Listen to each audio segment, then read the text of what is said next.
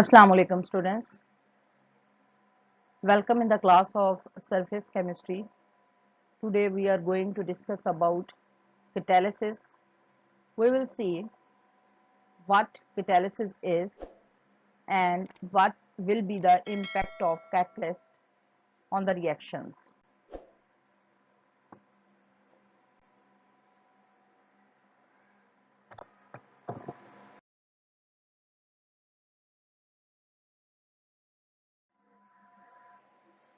So to begin with, catalyst is a substance that increases the rate of chemical reaction without itself being used and can be recovered unchanged chemically at the end of chemical reaction.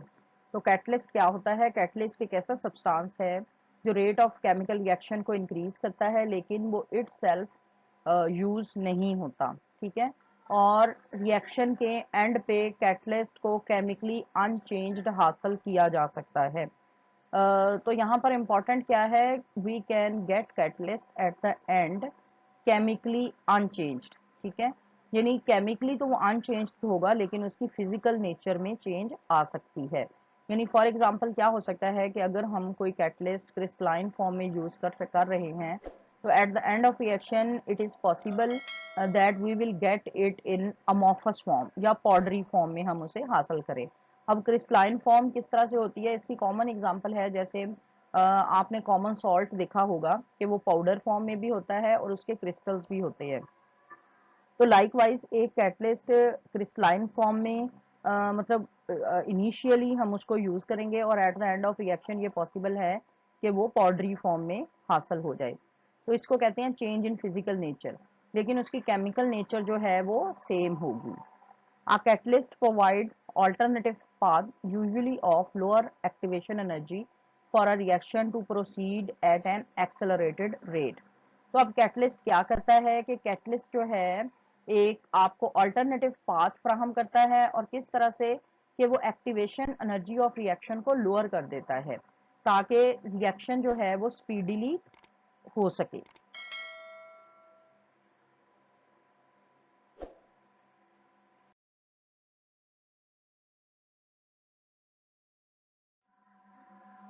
Examples of catalysed reactions in chemical industry. तो ये कुछ reactions हैं जो कि chemical industry में proceed होते हैं with the help of catalyst, ठीक है। इसमें फॉर एग्जांपल वाटर की जब रिएक्शन होता है मीथेन के साथ, हमारे पास हाइड्रोजन और कार्बन मोनोऑक्साइड बनता है, and this reaction take place in the presence of nickel aluminium oxide catalyst, and the conditions are 750 to 950 degree centigrade and the pressure is 30 to 35 bar। इसी तरह कार्बन मोनोऑक्साइड की conversion है into hydrogen and carbon dioxide, and the reaction take place in the presence of iron chromium oxide या copper zinc oxide, and the reaction conditions are 350 to 450 degree centigrade, and if we use copper zinc oxide, then the reaction conditions are 140 to 260 degree centigrade। Then the next is methanization, और इसमें carbon monoxide की जब हम treatment करते हैं hydrogen के साथ इसको ट्रीट करवाते हैं तो ये मीथेन में कन्वर्ट हो जाती है carbon monoxide. That is why this reaction is called methanization, because we get methane from the reaction between carbon monoxide and hydrogen, and the byproduct we get is water, and in this case the catalyst used is nickel aluminium oxide, ठीक है। और the reaction condition is 500 to 700 degree centigrade, and again the pressure is 20 to 40 bars। Then we have ammonia synthesis। In the synthesis of ammonia we use catalyst iron oxide, potassium oxide, aluminium oxide, and the reaction conditions are 450 to 500 degree centigrade, and the pressure used is 250 to 400 bars। Then oxidation of sulfur dioxide to sulfur trioxide, which we use in the manufacture of sulfuric acid, vanadium oxide, which is coated on, for example, charcoal, and the conditions used is 400 to 500 degree centigrade. This is the temperature, And in the manufacture of nitric acid we oxidize ammonia to nitric oxide, and catalyst used is platinum which is used on rhodium nets. और जो हम इसके लिए temperature use करते हैं वो है 900 degree centigrade. Okay, अब क्लॉज प्रोसेस में सल्फर हम प्रोड्यूस करते हैं किस तरह से कि हम हाइड्रोजन सल्फाइड को सल्फर डाइऑक्साइड के साथ ट्रीट करते हैं। In this case we get sulphur plus water. और इसमें जो हम कैटलिस्ट यूज करते हैं bauxite aluminium oxide, and the temperature used is 300 to 350 degree centigrade. So these are the different reactions which are carried out in industry in the presence of catalyst. तो इन reactions में catalyst की बहुत ज़्यादा अहमियत है, क्योंकि विदाउट कैटलिस्ट इधर the reaction is not possible, या तो रिएक्शन मुमकिन ही नहीं है, या फिर उसके लिए हमें बहुत ज़्यादा हाई टेम्परेचर और इसी तरह प्रेशर जो है वो हाई फॉर एग्जांपल यूज़ करना पड़ेगा। और इसकी बजाय अगर हम कैटलिस्ट यूज़ कर लें तो कैटलिस्ट जो है एक्टिवेशन एनर्जी को लोअर करते हुए ये जो टेम्परेचर और प्रेशर है इसकी वैल्यूज़ को कम कर देगा, ठीक है। और इस तरह हम reaction under ordinary conditions of temperature and pressure carry out कर सकते हैं।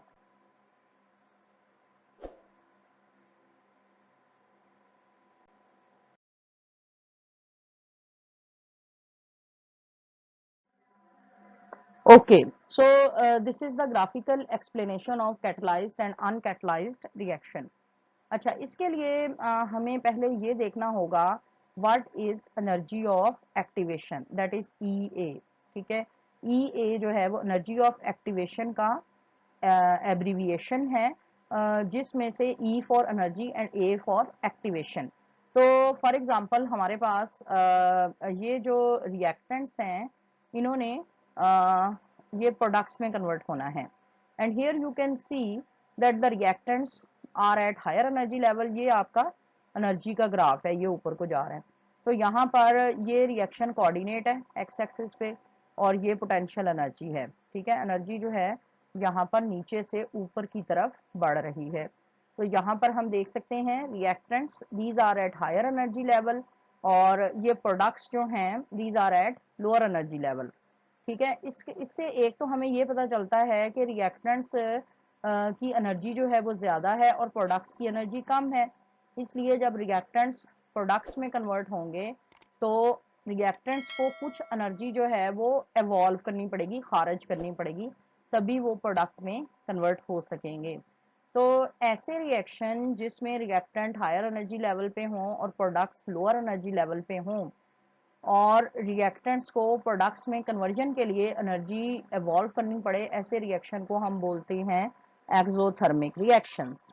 Exothermic reactions, in other words, in case of exothermic reactions reactants are at higher energy level and products they are at lower energy level.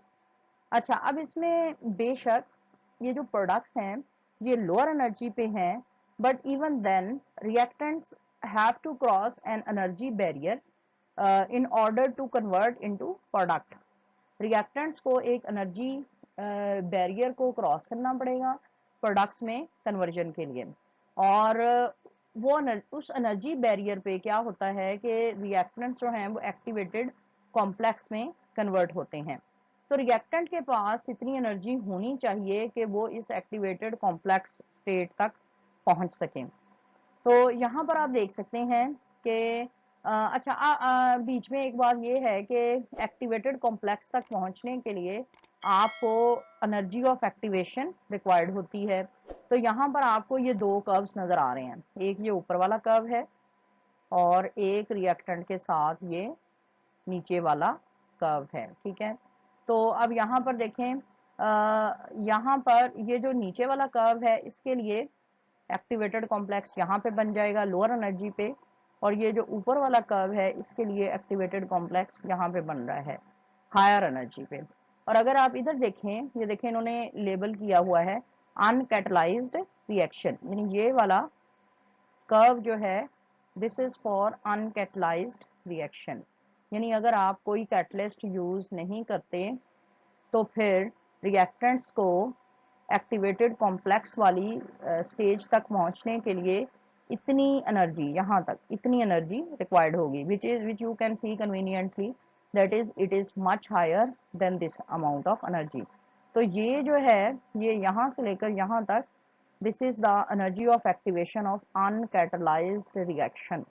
दूसरे लफ्जों में ऐसा reaction जिसमें हम catalyst use नहीं करते उसकी एक्टिवेशन एनर्जी ज्यादा होती है बनिस्बत उस रिएक्शन के जिसमें हम कैटलिस्ट यूज कर रहे होते हैं। तो ये वाला जो कर्व है, ये वाला which is of solid black line, ठीक है, तो ये वाला कर्व जो है ये कैटलाइज्ड रिएक्शन के लिए है, यानी इसमें रिएक्टेंट को प्रोडक्ट में कन्वर्ट करने के लिए हम कैटलिस्ट यूज करेंगे। And this is the energy of activation of catalyzed reaction, and you can see that energy of activation of catalyzed reaction is lower as compared with energy of activation of uncatalyzed reaction। ठीक है, तो यानी catalysed reaction के लिए हमें कम amount of energy required होती है और इस वजह से रिएक्शन इजीली प्रोसीड कर जाता है, यानी जब तक एक्चुअली रिएक्टेंट इस स्टेज तक नहीं पहुंचेंगे they will not be converted into products. Catalysed reaction के लिए चूंकि ये अमाउंट एनर्जी ऑफ एक्टिवेशन कम होती है which is more easily achievable, इस वजह से रिएक्टेंट्स जो हैं वो इजीली प्रोडक्ट्स में कन्वर्ट हो जाते हैं। जबकि अनकैटलाइज्ड रिएक्शन के लिए ये देखें, ये वाली हिल जो है एक्टिवेशन एनर्जी तक पहुंचने वाली, ये हायर इन एनर्जी है, ज़्यादा एनर्जी रिक्वायर्ड होती है, तो रिएक्टेंट्स को यहाँ तक पहुँचने के लिए ज़्यादा एनर्जी रिक्वायर्ड होने की वजह से उनकी प्रोडक्ट्स में कन्वर्जन डिफ़िकल्ट होती है। So this is about graphical explanation of catalyzed and uncatalyzed reaction, and I am very much hopeful that you people now understood it.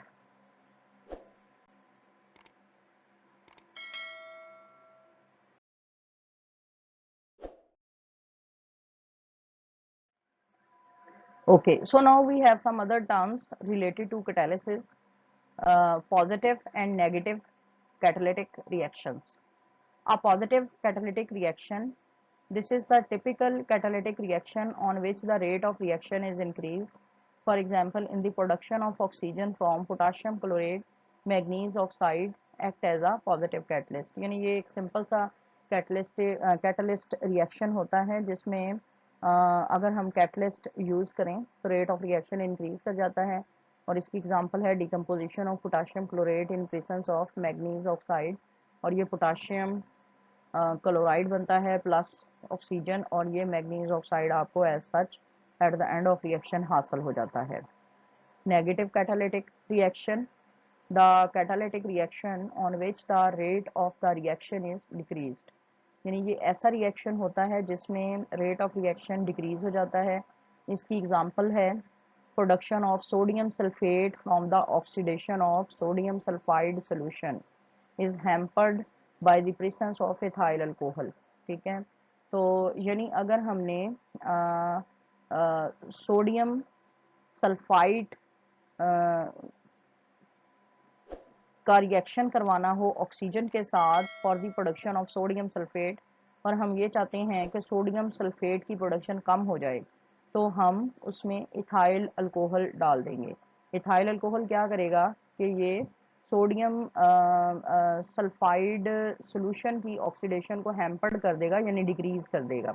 ठीक है, और सोडियम सल्फेट की जो प्रोडक्शन है वो कम होगी।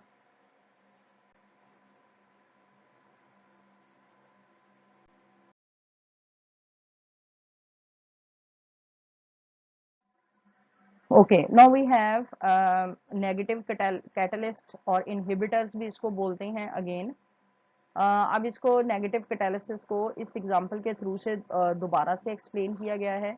When a catalyst reduces the rate of reaction it is called a negative catalyst और इनहिबिटर, यानी जब कैटलिस्ट रेट ऑफ रिएक्शन को डिक्रीज कर देता है तो उसको हम नेगेटिव कैटलिस्ट भी बोलते हैं या इनहिबिटर बोलते हैं। A negative catalyst is used to slow down or stop altogether an unwanted reaction। तो नेगेटिव कैटलिस्ट क्या करता है, या तो स्लो डाउन कर देता है या फिर एक अनवांटेड रिएक्शन को बिल्कुल ही रोक देता है। ठीक है, अब इसकी एग्जांपल क्या है हमारे पास के 4 मॉलिक्यूल है, we have 4 molecules of chloroform and when it reacts with oxygen it form carbonyl chloride COCl2 plus 2H2O plus 2Cl2। Chloroform this is an anaesthetic, ये एंस्थीजिया के तौर पे यानी ऑपरेशन वगैरह में सर्जरी में ये बेहोशी की दवा के तौर पर यूज होता है। Chloroform on oxidation by air form carbonyl chloride which is poisonous। ethanol when added to chloroform act as a negative catalyst। तो अगर हम चाहते हैं कि क्लोरोफॉर्म की ऑक्सीडेशन को रोक दिया जाए, वो क्यों? क्योंकि इसकी जो प्रोडक्ट प्रोड्यूस होती है कार्बोनाइल क्लोराइड, ये पॉइजनस होता है। तो इस रिएक्शन में हम फिर डाल देते हैं एथनल, एथाइल अल्कोहल डाल देते हैं। उससे क्या होता है कि इसकी ऑक्सीडेशन रुक जाती है, और जब ऑक्सीडेशन रुक जाती है तो पॉइजनस प्रोडक्शन जो है कार्बोनाइल क्लोराइड की वो भी रुक जाती है। So this can be studied under negative catalyst.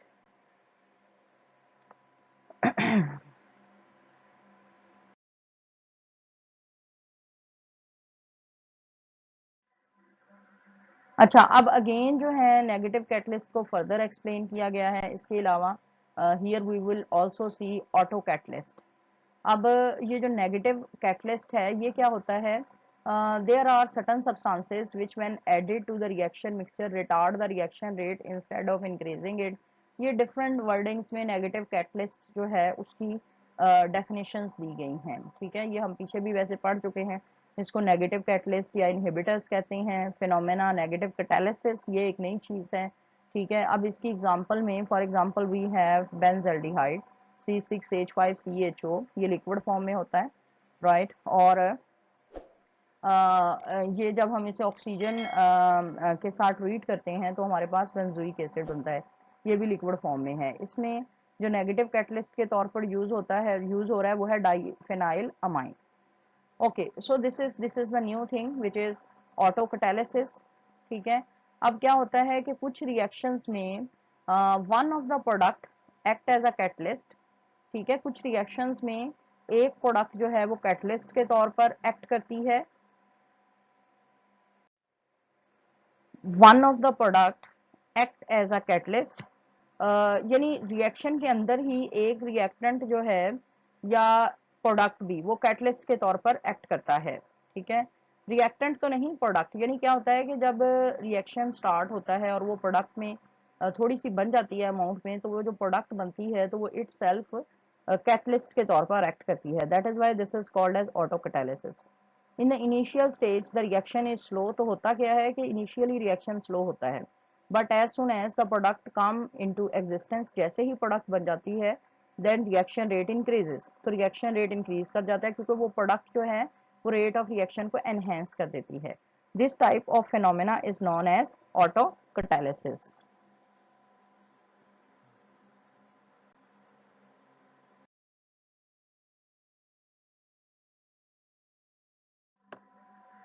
Okay, now we will see the characteristic of catalyst. There are many types of uh, catalyst with varying chemical composition, but the following features are common to most of them. So these are the different characteristics of the catalyst. Number one is a catalyst remains unchanged in mass and chemical composition at the end of reaction. Catalyst का मास भी, उसका जितना भी wait वजन उसकी मिकदार use हुई होती है, और इसके अलावा उसकी chemical composition and of reaction पे वो सेम हो रहती है। It may not remain in the same physical state, लेकिन ज़रूरी नहीं है कि उसकी फिजिकल स्टेट भी वही हो। For example manganese oxide is added as a catalyst for the decomposition of potassium chlorate in the form of granules।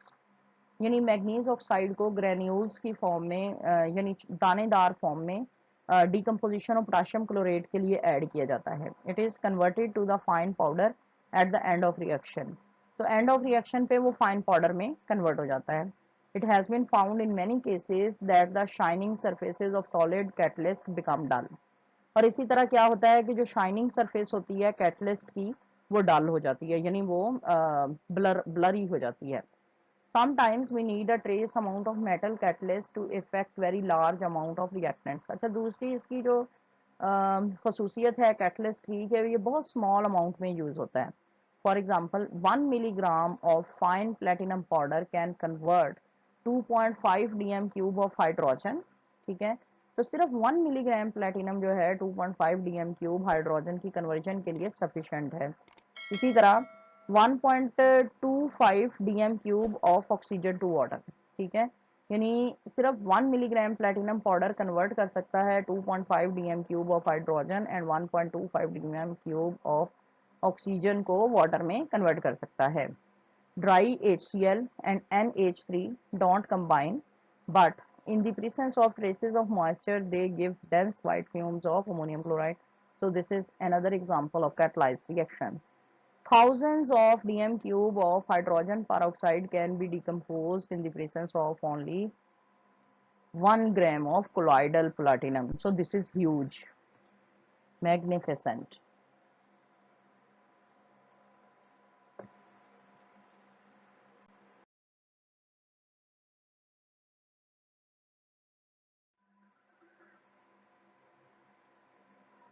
So the third characteristic of a catalyst is more effective when it is present in a finely divided form.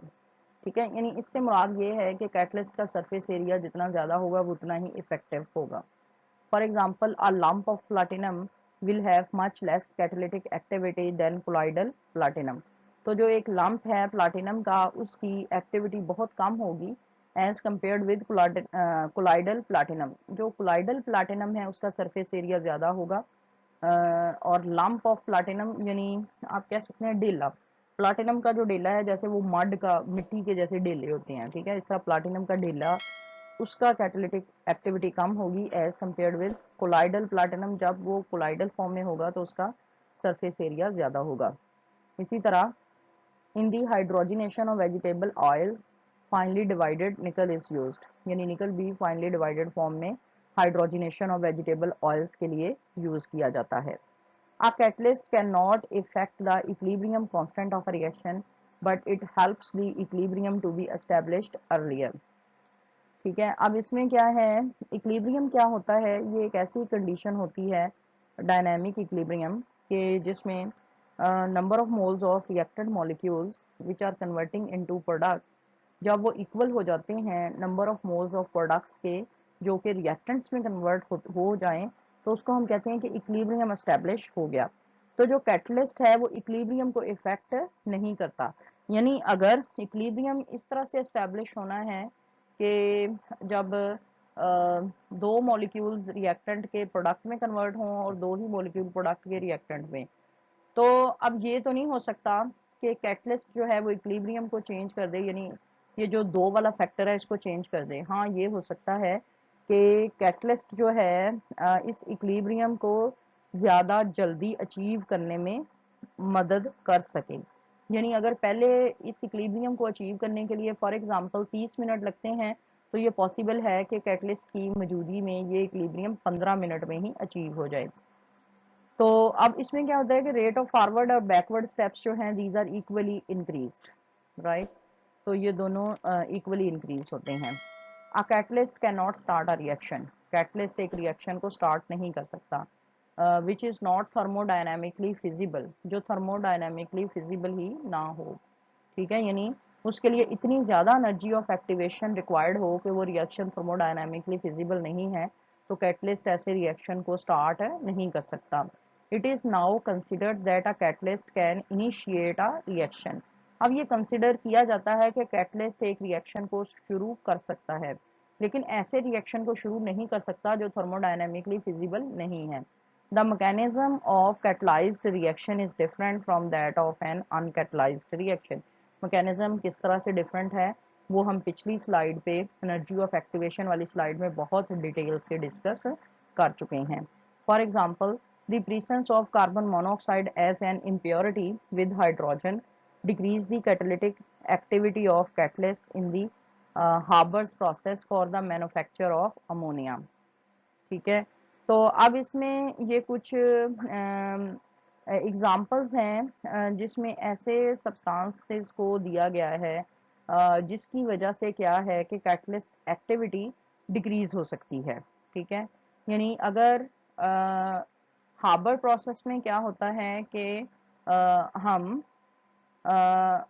जो hydrogen के साथ use करते हैं nitrogen को ammonia manufacture के लिए। ठीक है, और अगर हाइड्रोजन के साथ कार्बन मोनोऑक्साइड भी एज एन इम्प्योरिटी प्रेजेंट हो तो ये कैटलिस्ट की कैटालिटिक एक्टिविटी को रिड्यूस कर देगा। इसी तरह the manufacture of sulfuric acid in the contact process needs platinum as a catalyst. The traces of arsenic present as impurities in the reacting gases makes platinum ineffective. That's why arsenic purifier is employed in the contact process. तो अब इसमें actually इस slide के ऊपर जो है ना ये वाली जो एग्जांपल दी गई हैं ये ऐसे सब्सटेंस की एग्जांपल्स हैं जो कि हमने जैसे पीछे पढ़ा था कैटालिटिक इनहिबिटर के तौर पर यूज होते हैं। यानी ये कार्बन मोनोऑक्साइड कैटलिस्ट की एक्टिविटी को डिक्रीज कर देगी, सो दिस इज कैटालिटिक इनहिबिटर, और इसको कैटालिटिक पॉइजनिंग भी बोलते हैं, पॉइजनर। ठीक है, और इसी तरह जो manufacture of sulphuric acid in the contact process में इसमें प्लाटिनम की ज़रूरत होती है कैटलिस्ट के तौर पर, और अगर उसमें ट्रेस अमाउंट में आर्सेनिक की इम्प्योरिटीज प्रेजेंट हों तो अब ये जो आर्सेनिक है ये क्या करेगा, ये भी पॉइजनिंग ऑफ द कैटलिस्ट कर देगा, प्लाटिनम को ये पॉइजन कर देगा जिससे इसकी एक्टिविटी जो है वो कम हो जाएगी। इस वजह से क्या होता है कि हम कॉन्टैक्ट प्रोसेस में आर्सेनिक प्योरीफायर यानी ऐसा अपरेटस यूज करते हैं जिसमें आर्सेनिक को वहां से रिमूव किया जाता है ताकि ये जो platinum as a catalyst use हो रहा है उसको पॉइजन ना कर सके।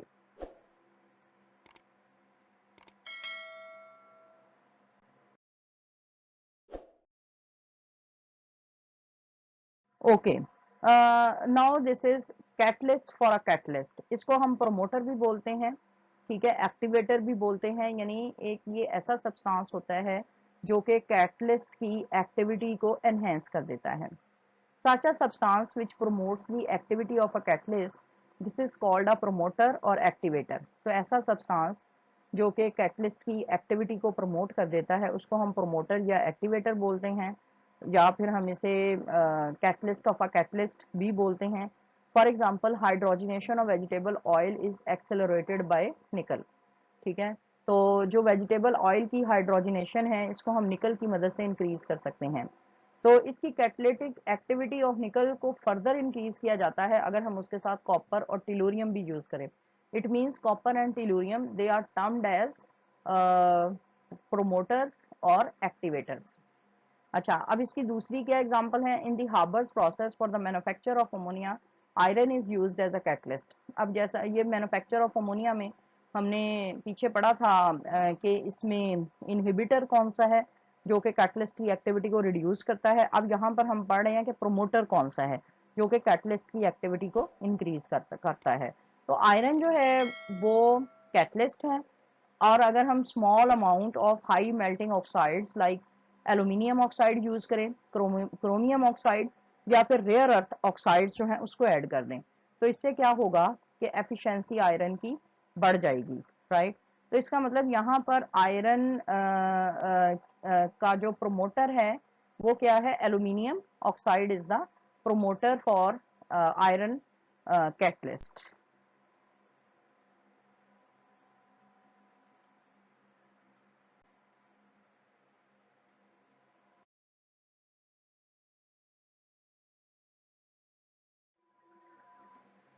Thank you very much for watching this video lecture, uh, and we will meet with another lecture in the next video. Till then, Allah Hafiz.